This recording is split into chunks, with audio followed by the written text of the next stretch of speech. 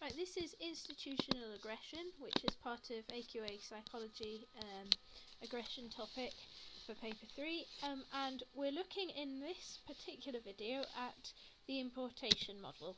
Now, with institutional aggression, we look at two different kinds of explanations.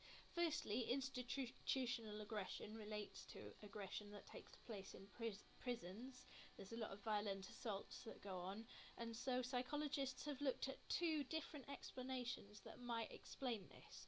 The first is what is called dispositional explanations, which means, is this because of the people themselves that come into prisons? Is it a personality thing? Is there so much aggression in prisons because the people that come into them are aggressive? The alternative explanation is what we call a situational one. Is it to do with the situation that makes people aggressive? The conditions of the prison and so on. So that's what we're looking at, those two different explanations. And for dispositional explanations, what we're looking at is called the importation model. And this is the idea that aggressive behaviour is imported into prisons.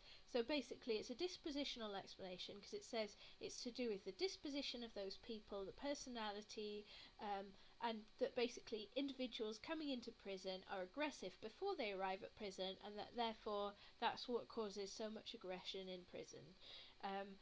Inmates use aggression to establish power and status and all of that in the same way as they behaved on the outside of prison, which is what landed them in prison. So that's basically the importation model, that they're importing aggressive behaviour from outside the prison and simply bringing it in, and that's what causes aggression. So all of these things prisoners bring with them when they come into a prison, their beliefs, their values, their attitudes, all of those will have been cultivated on the outside, and if they've ended up in prison, often it might be bad attitudes or so on. Gender, race, class, all of those different characteristics of people that they bring with them can contribute to them being aggressive in a prison environment. Things like past negative experiences and so on. If they've learned that aggression is the way to deal with problems, then they'll deal with problems in that way in prison, just like they would outside prison.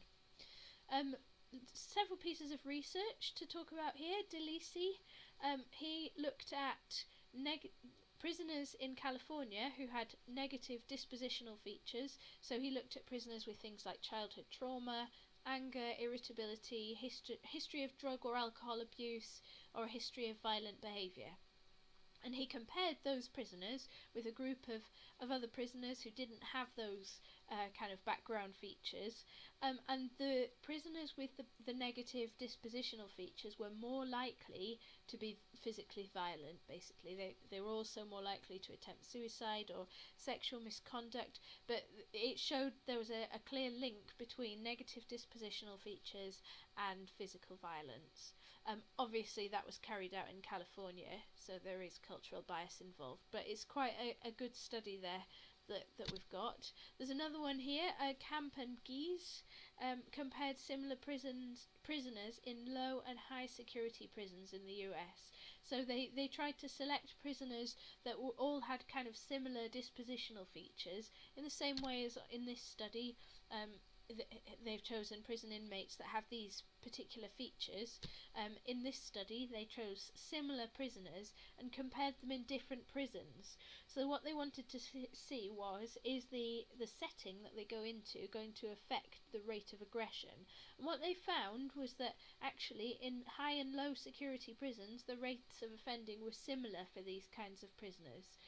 Slightly lower but in the low security prison, but not a statistically significant result. So this suggests that the rate of offending was not influenced by the prison, but actually determined by the type of prisoner that was going into the prison. So that supports the dispositional explanation, or the importation model. Delisi then also looked at gang membership and whether there was a relationship between if you were a member of a gang on the outside and how aggressive you would be on the inside when you become a prisoner, and found a significant relationship, suggesting that aggression was brought into prisons from the outside. So it was culturally biased study again. It was, I think, carried out again in the US. So we can't apply it necessarily to non-Western countries, but again, a useful finding. Real life applications. So obviously if we understand the causes of aggression in prisons, that's really important, because we can then go on to improve safety within prisons, for both for prisoners and for staff working in those prisons. So one criticism of the dispositional explanation, or the importation model, is that it's pessimistic. So if you're saying that that prisoners are what cause prisons to be aggressive, or not prisons to be aggressive, that cause violence within institutions, then there's no way to ever solve that. There's always going to be aggressive prisoners in prison. So actually it's saying that this explanation means that we have no way of ever improving prisons. But actually, to look at the flip side of that, if you can use the importation model to identify particular prisoners who are likely to be really aggressive, so look at those with many of those negative dispositional features, look at those with gang membership coming into prison, if they can be segregated off from the rest of the prison, there's been studies that have found it reduces overall offending rates massively by 50% and so on. So if you can identify key prisoners that are going to kind of be the catalyst for others, and remove those out of the equation, and work with them to give them cognitive behavioural therapy and so on, engage with them and see if you can help them to not be so aggressive and move past their past experiences and so on, then that can be really important in reducing violence within prisons.